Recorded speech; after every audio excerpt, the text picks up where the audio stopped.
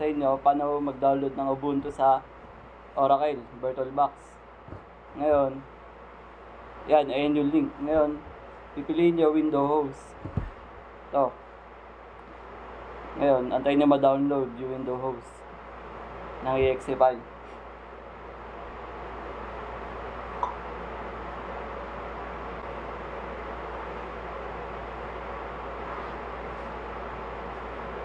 Yan, na-download na. Ngayon, switch naman kayo sa Ubuntu na website. Ito. Ngayon, napipiliin nyo dyan, hanapin natin yung version na 22.02. Check natin yung alternative downloads.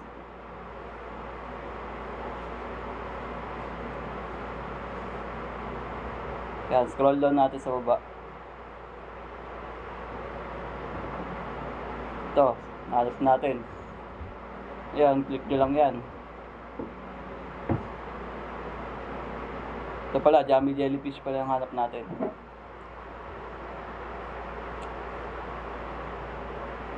Ngayon, scroll down ulit. Hanapin natin yung ISO file. Download natin.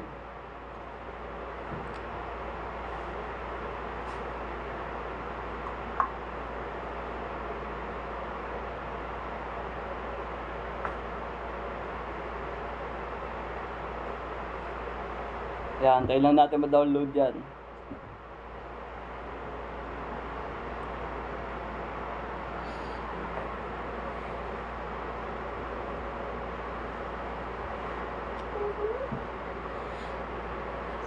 Yan, na-download natin.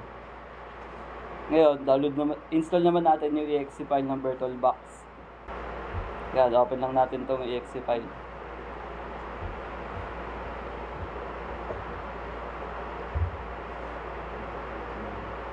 Yan, next lang natin. Next. Tapos yes. Yan, install.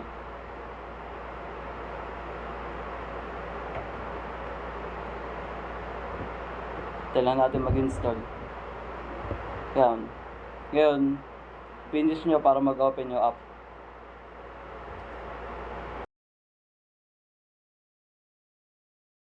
Pag i-install ng Ubuntu sa VirtualBox, click nyo lang yan. Click nyo. Tapos lagay nyo yung name nyo dyan. Katulad sa akin, Ubuntu. Tapos select nyo yung kung saan nyo dinownload yung Ubuntu natin. Ganyan sa akin, nilagay ko sa this PC. Sabay user nandyan dito sa downloads, click nyo lang yan, Ubuntu, sabay click next. Tapos dito na kayo gagawa ng username, password, kahit anong trip nyo, lagay nyo dyan. Kaya ito sa akin, Gebut.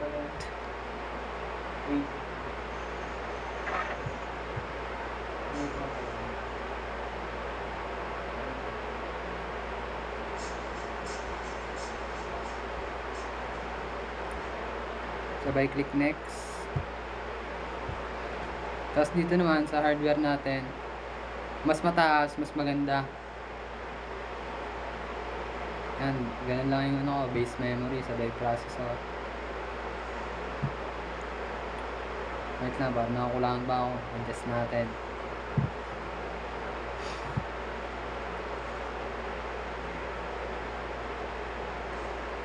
Yan, 8 CPU.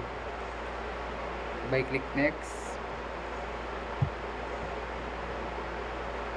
Sabay dyan naman sabay finish. Click finish. Click nyo lang yan, system. Sabay antayin nyo.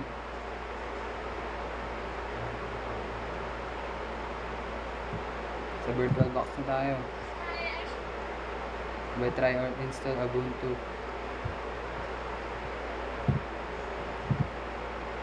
Sabay yan, antay lang kayo dyan.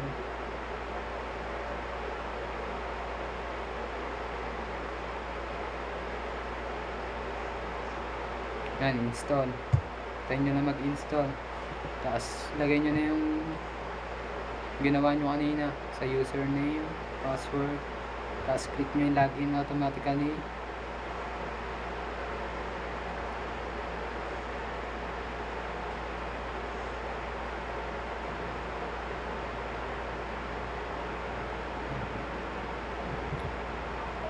Input na natin yung password kanina.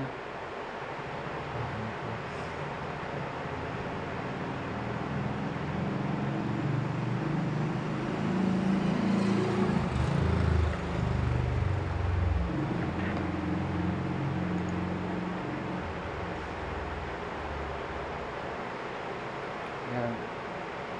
Just click lang continue.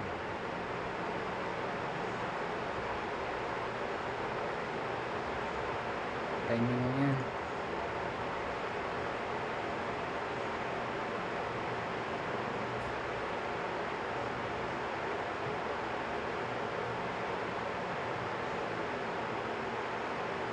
So mag-install na yan.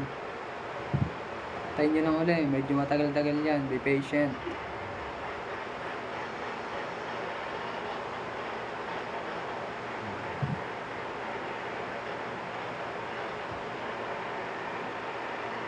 Nagkaka-pin files na siya. Tayo nyo lang ulit.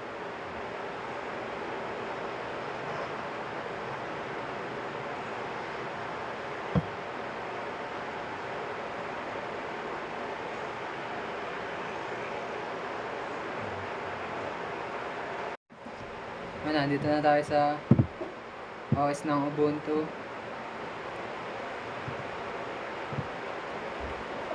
Click nyo lang skip. Yan, sabay.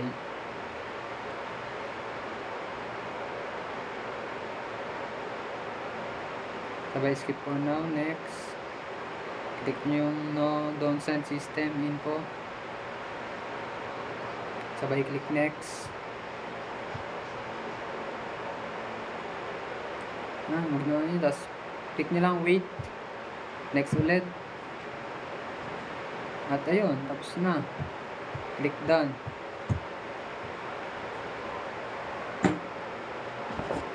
Click done. Tapos gawa na kayo dito ng new folder nyo.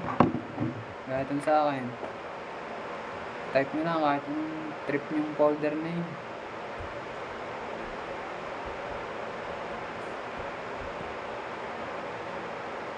Yan. Let's click create. Create na lang. So, punta na tayo dito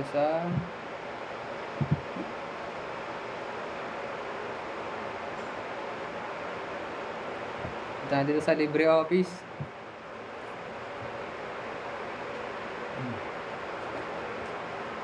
Click nyo lang yung LibreOffice.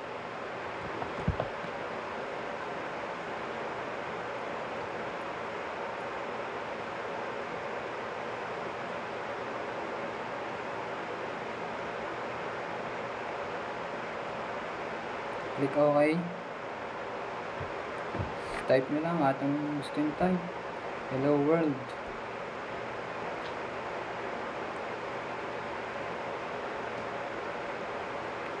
Tapos save nyo na yung documents nyo. Pangalanan nyo ulit. Kaya sa akin Word file. Tapos click save.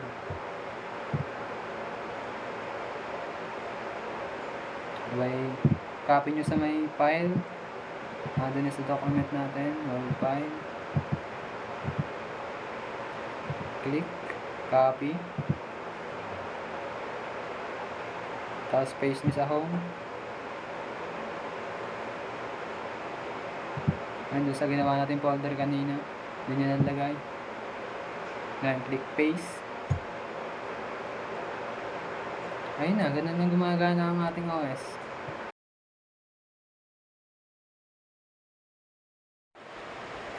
Ito yung mga nagustuhan ko sa Ubuntu, ay ang UI niya.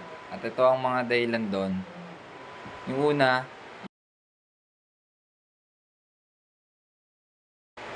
madali lang siya i-download.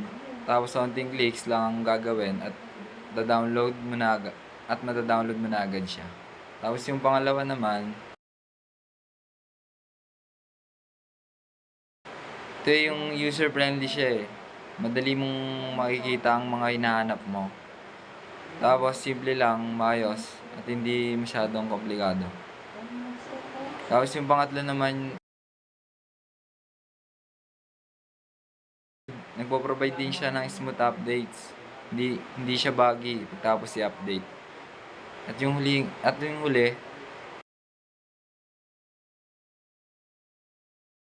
ay ano yan, yung dahilan ko dyan ay customizable din ang UI niya sa themes at extensions. Pwede may customize to ng naayon sa gusto mo. Yun lang. Salamat.